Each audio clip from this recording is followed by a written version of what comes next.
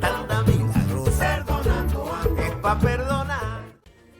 Restream Batside, YouTube, Alma Delia Durán Rebeles, Mos buena tarde a ti y a todos los milagronzutas. La sem pasada comentaste sobre las enseñanzas de Vedanta.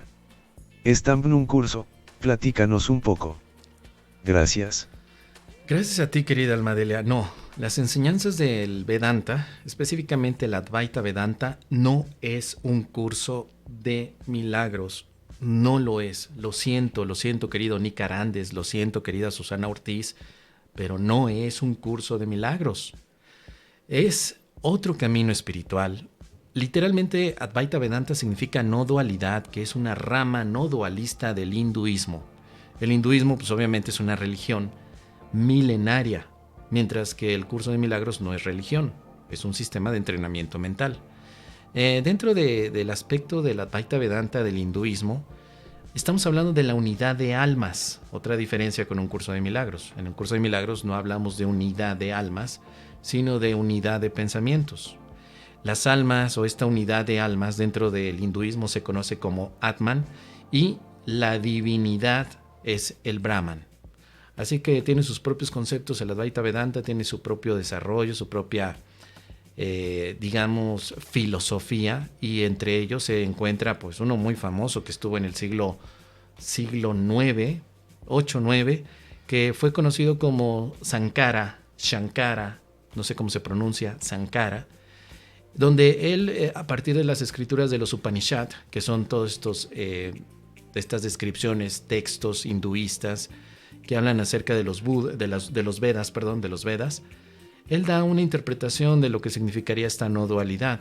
Pero principalmente el Advaita Vedanta tiene como fase de estudio no a la mente, sino a los estados de conciencia. Se estudia el estado de la vigilia, el estado del sueño y el estado del sueño profundo. Esa es una de las cosas que más se practican dentro del Advaita, el estado de vigilia, ¿sí? Lo que llamamos esta conciencia de estar alerta, de ¿qué tranza? ¿Qué pasó aquí? Sí, aquí. Luego el estado de sueño, cuando estás dormido, también hay ciertos procesos de conciencia en el que puedes poner atención. Y luego el estado de sueño profundo, un sueño profundo donde ya no hay símbolos. Es curioso porque se parece mucho al aspecto que decía en algún momento Jacques Lacan sobre lo real, lo simbólico y lo imaginario.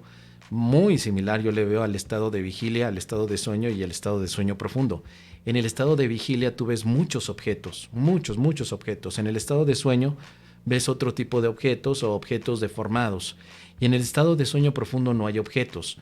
Cuando tú llegas a dominar la conciencia en los tres, has llegado entonces al estado del ser, de lo que verdaderamente eres, al estado átmico, es decir, donde tu alma y la de los demás son una sola, que no hay ningún tipo de división. Así que, por un lado, vemos a Brahman dentro del Advaita Vedanta como la divinidad, no tu divinidad, sino que es la divinidad lo que nos encierra a todos o lo que nos une a todos, y el Atman como almas individuales que conectan al mismo ser.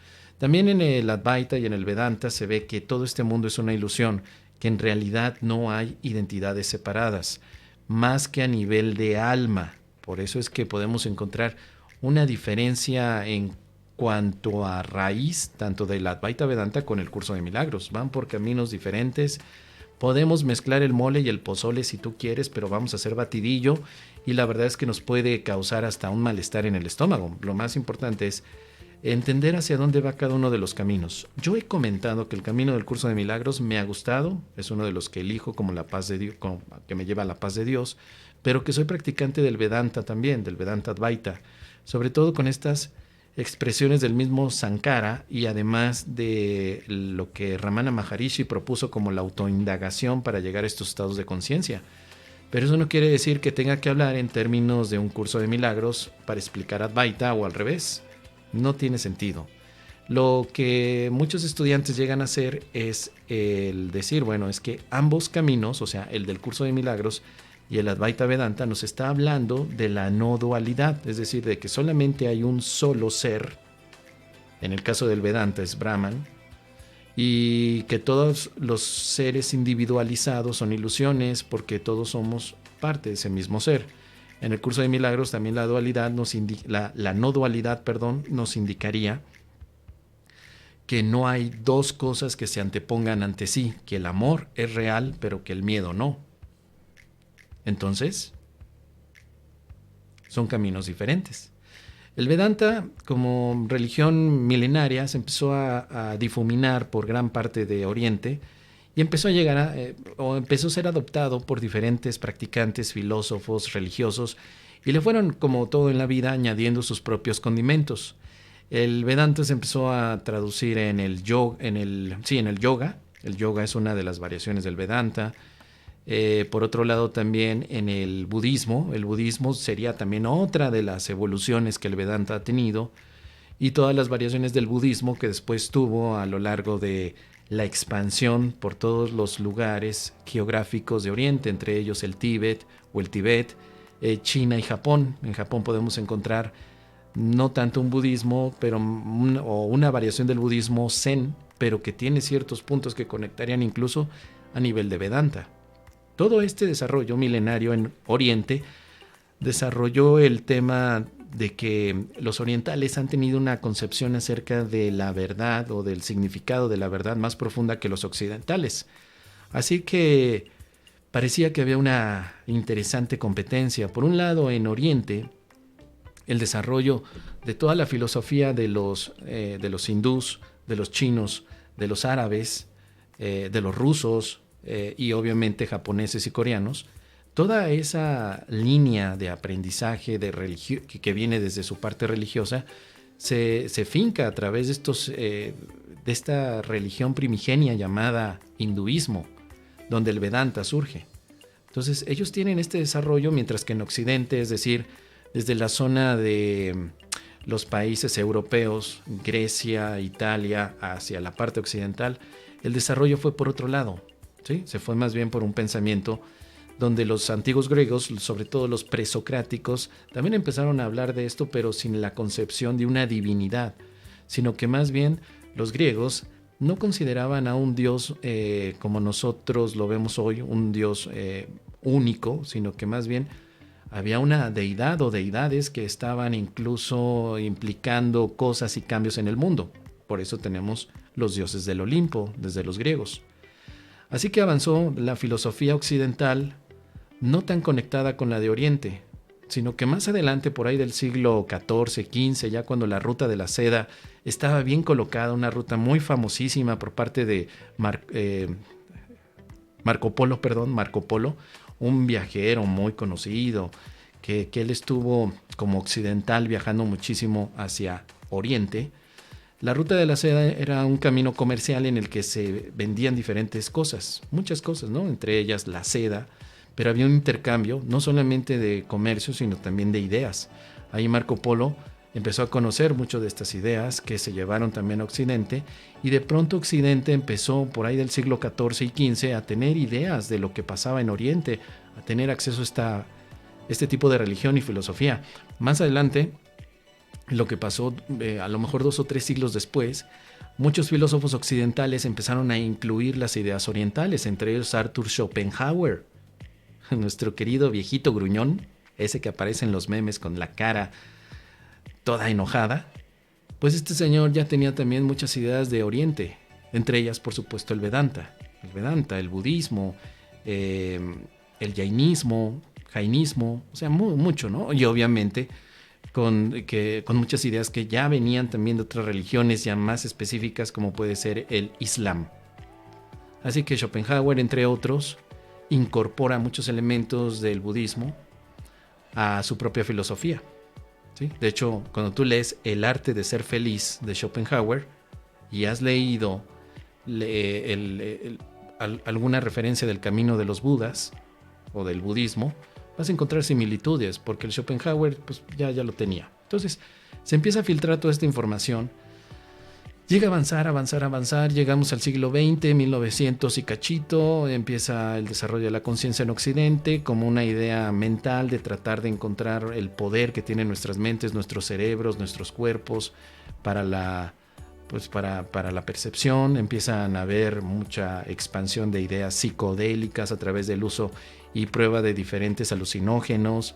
Se pone de moda el mezcal, la mezcalina, se pone de moda, por supuesto, los hongos alucinógenos como motores para poder cambiar nuestra percepción. Los chamanes, pues no te digo, ahí empieza todo este boom tremendo. El yoga llega con más impacto a América, a Occidente. El yoga empieza pues a través de diferentes gurús en la India. Muchos de estos gurús que venían con enseñanzas de los Vedas, muchos, no todos, pues empiezan a hacer viajes a Occidente, empiezan a, por ejemplo, Osho, Bhagavan, creo que se llamaba, Bhagavan llega a Estados Unidos después de un escándalo, bueno, eso te lo dejo para que tú lo investigues por ahí en Netflix, bueno, pero un escándalo. Él llega y entonces empieza a popularizar mucho el tema de Oriente, pero muchísimo, un buen.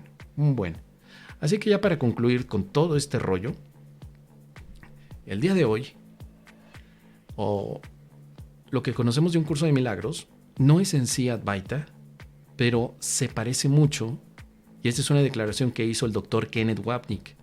Kenneth, como primer maestro del curso de milagros, como participante dentro de la edición del curso de milagros, como conocedor de lo que es el curso de milagros, se dio cuenta del aspecto de la no dualidad que el curso de milagros expresa en muchas partes, pero nunca dice el curso de milagros la no dualidad. Esa palabra compuesta no dualidad nunca aparece en el curso de milagros, pero se aparece en las interpretaciones del Vedanta, no en el curso. Así que muchos estudiantes del curso de milagros han dicho, bueno, como Kenneth decía que el curso de milagros es como el equivalente de la Advaita Vedanta para los occidentales, muchos interpretaron que entonces es como la no dualidad, y de ahí vienen todo el relajito del perdón no dual, la experiencia del ser no dual, los tacos de nenepil no duales, el mole con el pozole no dual y todo el no dualismo que te puedas imaginar. La palabra Advaita significa en sánscrito no dual. Vaita es dual. Advaita, Ad significaría la negación del Vaita y el Vaita es dualidad. Por eso es que Advaita significa no dualidad en sí mismo. Pero un curso de milagros no es un curso de no dualidad. Es otra cosa. Es un curso en el que entrenas a tu mente para reconocer lo ilusorio y lo verdadero. Como te digo una vez más, casi siempre podemos hacer las mezclas que se nos peguen la gana porque nos encanta siempre tomar prestado de aquí, tomar prestado de allá y hacer lo que se nos hincha el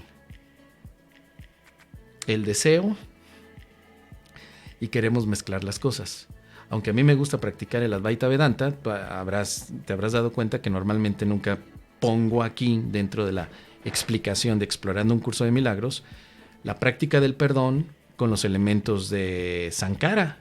Imagínate, ¿no? Que yo te dijera, es que para que llegues a tu conciencia átmica, lo más importante es que la liberación de ese momento de vigilia te llegue para estar en paz.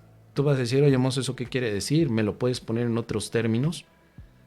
Ese es el tema. No confundamos el mole con el pozole. Ahí está. ¿Ok?